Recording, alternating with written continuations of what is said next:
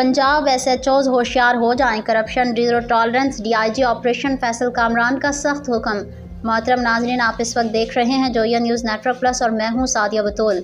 DIG operation Lahore Faisal Kamran ने तमाम थानों के SHOs को सख्ती से हिदायत जारी कर दी है कि वो अपने मातहत पुलिस मुलाजमीन को करप्शन से बाज रखें, क्योंकि करप्शन किसी सूरत बर्दाश्त नहीं की जाएगी।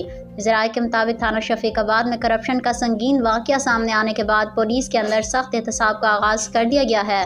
थाना शफीकाबाद के 5 कांस्टेबलों और एक थानेदार को रिश्वत लेने के इल्ज़ाम में हथकड़ियों में मीटिंग के सामने पेश किया गया, जिसने पुलिस महकमे में हलचल मचा दी। DIG ऑपरेशन फैसल कामरान ने वाज़ेह पैगाम दिया है कि पुलिस वर्दी आवाम की अमानत है, उसका गलत इस्तेमाल करने वालों के लिए महकमे में कोई जगह नहीं। इस कार्रवाई के बाद लाहौर पुलिस के तमाम थानों में खुलबली मच गई है, जबकि SHOs को तंबीह की गई है कि अगर किसी भी थाने में करप्शन साबित हुई तो बराह रास्त जिम्मेदारी मुतल्लिका अफसर पर भी आयद की जाएगी।